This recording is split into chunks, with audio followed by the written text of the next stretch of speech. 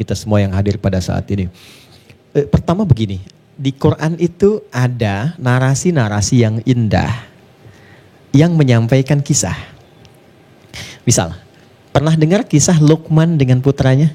Ada dialognya? Oke, Quran surah ke-31 tuh ayat 13 sampai 19. Pernah dengar kisah dialog Yusuf dengan bapaknya? Oke? Pernah dengar kisah dialog Ibrahim dengan putranya Ismail? Nah, kalau teman-teman jeli, ketika kita mengeluarkan dialog-dialog itu selalu diksinya berbeda. Diksinya berbeda. Dan perbedaan diksi itu, kalimatnya maksudnya diksi itu, dan ternyata perbedaan pilihan kalimat itu kalau dianalisis lebih dalam, itu ternyata berdasarkan tingkat usia mereka. Berdasarkan tingkat usia mereka. Dibagi oleh Quran, ada usia awal mulai fase tumbuh kembang. Kurang lebih usia 2 sampai dengan 7 tahun. Kurang lebih. Ya, karena 0 sampai 2 tahun itu masa-masa pengisian awal untuk indera pendengarannya. Diberikan ASI, banyak dibacain hal-hal yang baik. Itu di Quran surah ke-2 ayat 233. Wal walidatu yurdi'na auladahunna haulaini kamilaini liman arada ayyutimma radha'ah. Paham? Tidak. Hendaklah seorang ibu yang baru melahirkan itu, suaminya bantu supaya fokus untuk bisa memberikan ASI terbaik untuk anak. Karena yang paling utama untuk bayi itu kan di ASI itu.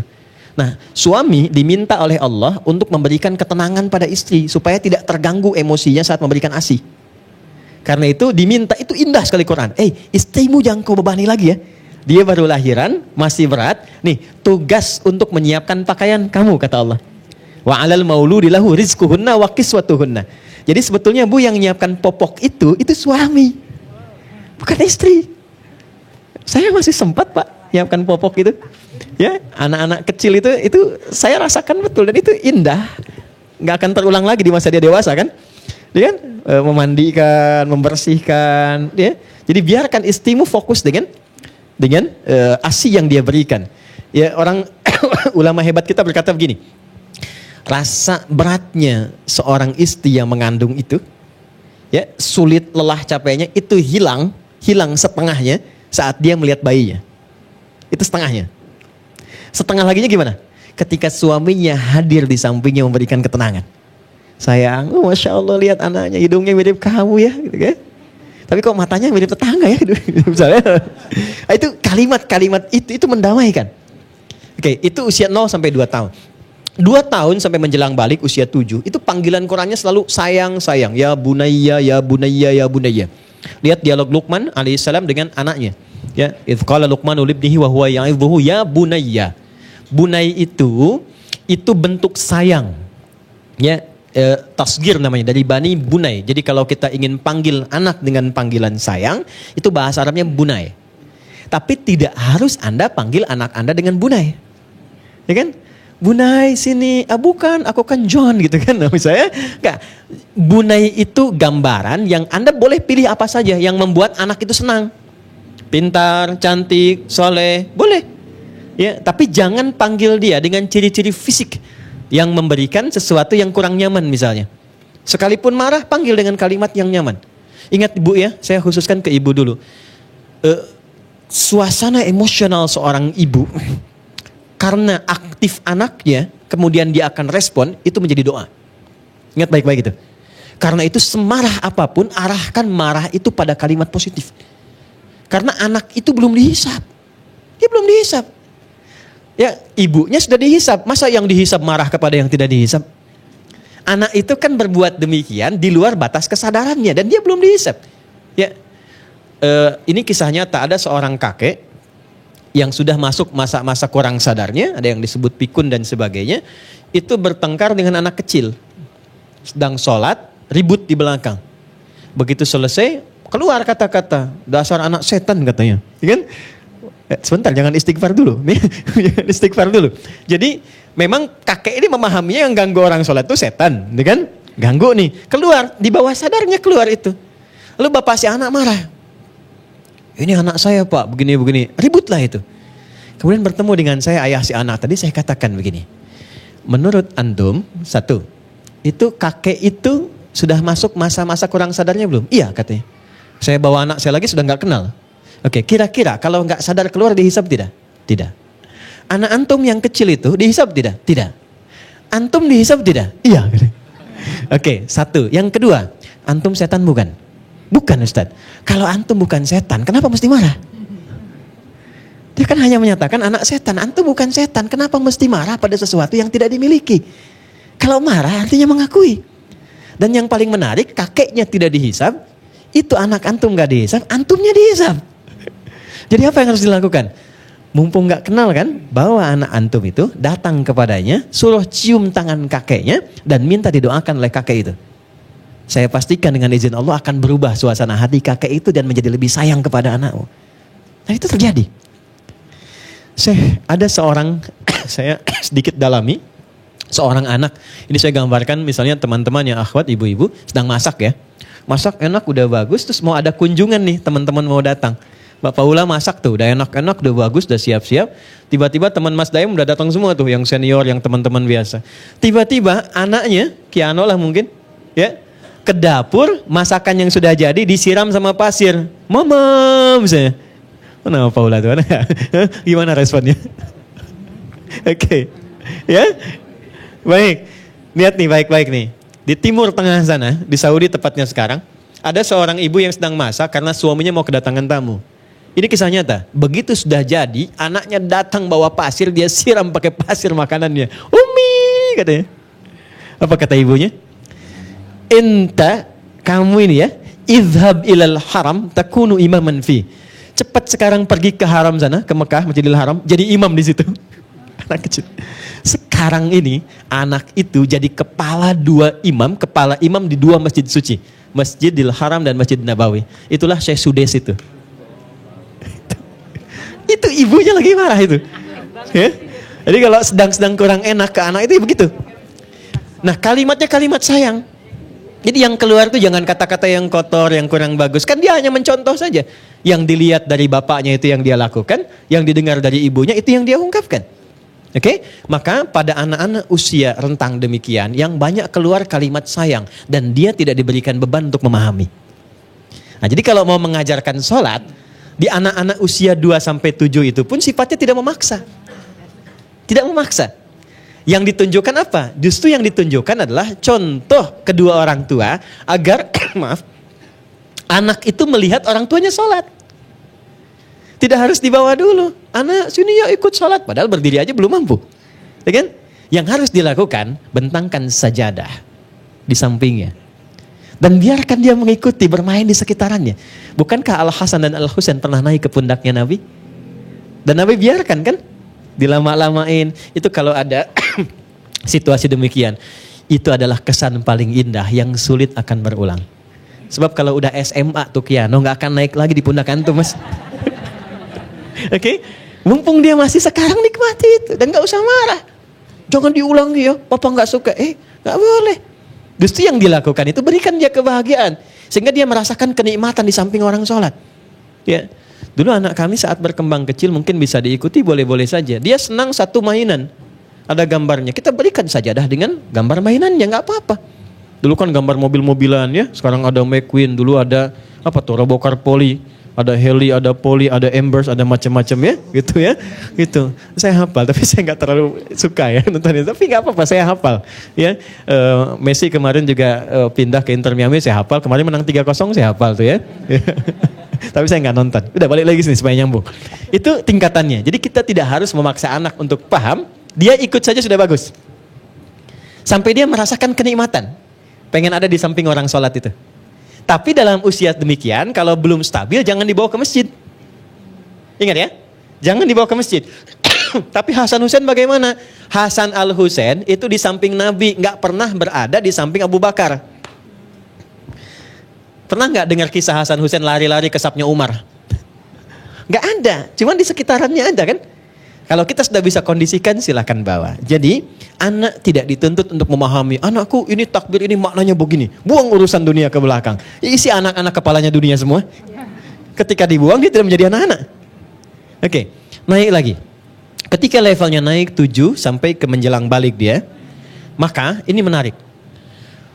Psikologi Quran mengajarkan mulai datangkan perintah. Sayangnya dikurangi perintah masuk. Sekarang mungkin kelas 4, 5, 6 SD karena lebih cepat baliknya anak-anak sekarang. Dulu SMP, sekarang sudah mungkin 5 SD lah. Mulai ajarkan perintah, berikan tugas. Nah, ini kamu yang antarkan teh buat papa ya. Oke, nah nanti gantian ya. Mama yang nyapu biarkan, tapi sapunya kamu yang simpankan. Oke? Baik, kenapa? Ketika sayang dikurangi perintah masuk, maka itu akan mengurangi sifat manjanya. Sayang terus diberikan, perintah nggak pernah masuk, maka dia hanya akan menaati Anda ketika Anda memberikan kompensasi kepadanya. Oke?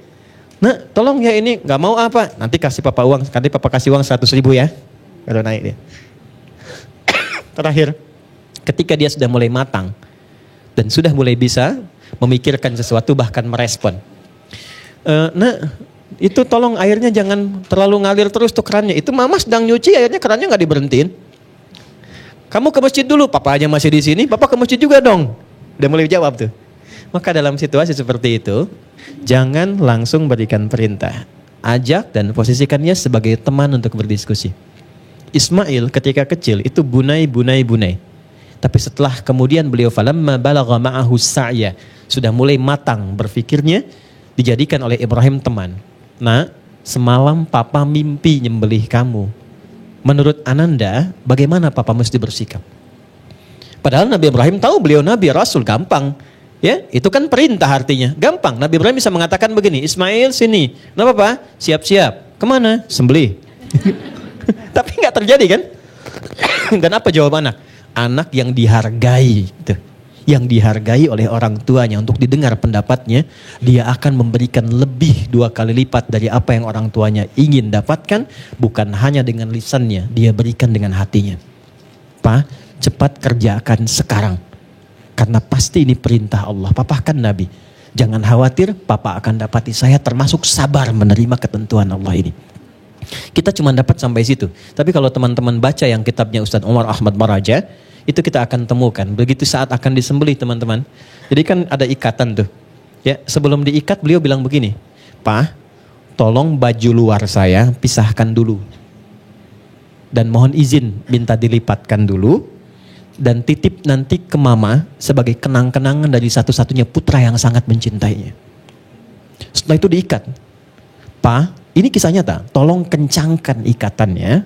Jangan ada celah longgar. Supaya kalau nanti siap disembeli, aku tidak banyak bergerak dan meronta sehingga membuat papa iba dan tidak jadi melakukan perintah Allah itu.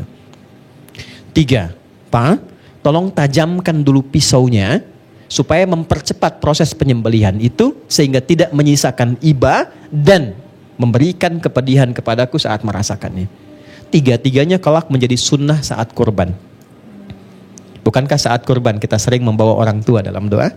Bukankah saat kurban itu ikat dengan baik sehingga tidak menyakiti hewannya dan tajamkan pisaunya untuk mempercepat penyembelihan. Itu pesan moralnya. Nah, kalau anaknya sudah mulai masuk fase balik. Kata Nabi, ajarkan anakmu usia 7 tahun perintah dengan sholat. Dan mulai dalami dan, ini dia. Ini poin pentingnya. Dampingi ketika dia mulai menjelang masa baliknya. Dulu orang-orang masa di era Nabi 10 itu sudah mulai balik. Udah besar-besar badannya ke atas. Nah, sekarang mungkin anak-anak kita 12-13 tahun misalnya sudah mendekati balik, baru tanamkan tanggung jawab sholat sekaligus pesan-pesan dan hikmah yang kita bahas tadi. Jadi kalau dia bertanya, kenapa sih Mi mesti sholat? Sayang, sholat itu bukan untuk memberikan kau beban, tapi supaya Allah mempermudah jalan hidupmu dan mengabulkan apa yang kau mohonkan dan kau cita-citakan. Tanyakan balik. Yang punya ilmu siapa? Dia jawab Allah. Yang punya harta siapa? Allah. Yang punya kita siapa? Allah. Bukankah engkau dekat dengan dosenmu yang pintar itu? Engkau belajar jadi pintar? Sekarang engkau dekat dengan Allah. Apa yang tidak bisa Allah berikan untukmu? Tanamkan rasa itu sehingga dia menunaikan sholat dengan kesadaran setelah pemahaman yang dia dapatkan. 6, 8, dan 10. 6, 8 cukup mendapatkan kesan-kesan yang baik bahwa dia sholat. 10 dia harus punya motivasi kenapa dia mesti menunaikan sholat. Ya, dan terakhir, berikan superhero terbaik untuk hidupnya. Ya, kamu pernah kenal nggak dengan Ali bin Abi Thalib? Enggak mah, bagus. Kalau kenal mama bingung, kamu anak siapa gitu. Bisa. Tanamkan. Ini bukan fiksi, ini yang bukan seperti Hollywood, bukan seperti Superman, bukan seperti Batman. Gini, ini kisah nyata. Sampaikan bahwa Ali itu jago matematika. Kita kan taunya cuma tahu balaghah saja. Ali bin Abi Thalib itu begawan matematika. Nggak pakai enggak. Begawan matematika. Beliau pernah menyelesaikan kasus rumit ya tentang kelahiran seseorang yang dituduh istrinya berzina dengan pendekatan matematik. Contoh cepat saja ya. Kitabnya di kitab Al-Jawahir namanya. Jadi ada seorang suami bawa istrinya itu diadukan ke Nabi dan diminta untuk dirajam. Ngadu, kenapa? Istri saya zina ya Rasulullah. Ditanya, kamu bagaimana pembelaannya? Tidak ya Nabi, saya nggak berzina. Ya kan? Kenapa kamu menuduh dia dengan zina? Kata suaminya, karena istri saya melahirkan. Ini anaknya baru kandungan 6 bulan sudah lahir. Normalnya kan nggak segitu katanya. Oke, ditanya konfirmasi ulang ke istrinya. Benarkah kamu berzina? Kata istrinya, tidak ya Rasulullah. Tidak ya Amirul Mukminin, tidak ya Ali bin Abi Thalib, Amirul Mukminin. Jadi dulu presiden juga jago untuk memecahkan masalah itu. Apa kata Ali bin Abi Thalib? Istri kamu benar. Protes suaminya, bagaimana bisa benar? Apakah engkau nggak baca Quran? Nyelesaikannya pakai Quran. Pertama, Quran surah ke-46 ayat ke-15, kemudian Quran surah ke-30 di ayat yang ke-13 sampai dengan ayat ke-14-nya. Apa poinnya? Di Quran surah ke-46 ayat ke-15 disebutkan bahwa wassaynal insana biwalidayhi. Seorang anak mesti berbakti kepada kedua orang tuanya. Lihat, ibunya wa hamluhu wa fisaluhu 30 syahra. Seorang ibu itu kenapa mesti optimal diberikan baik dari anak-anaknya? Karena paling pokok dia telah mengandung sampai menyapinya 30 bulan. Ya, mengandung dan menyapinya berapa bulan? 30 bulan. Sedangkan di Quran surah ke-31 Luqman ayat ke-14 khususnya itu disebutkan wa wassaynal insana biwalidayhi hamalathu ummu wahnan ala wahnin wa fisaluhu fi amain. Berbaktilah engkau pada bapak ibumu, khususnya pada ibumu. Kalau sedang marah jangan keluar kata-kata. Rasakan dulu bagaimana ibumu saat mengandungmu. Pernah marah enggak kepadamu? Pernah mengumpat enggak kata Quran? Mengandungnya luar biasa letih, setelah itu tidak istirahat dulu. Langsung melakukan tugas keduanya, memberikan ASI kepadamu sampai menyapimu selama 2 tahun. Jadi di Quran surat Luqman ayat 14 menyapih 2 tahun, di Quran surah Al-Ahqaf surah 46 ayat 15 mengandung dan menyapi 30 bulan. Kata Ali bin Abi Thalib, berapa bulan itu 2 tahun itu? 24 bulan ya Amirul Mukminin. Kalau 30 kurangi 24 berapa? 6. Istrimu itu melahirkan dalam keadaan prematur katanya.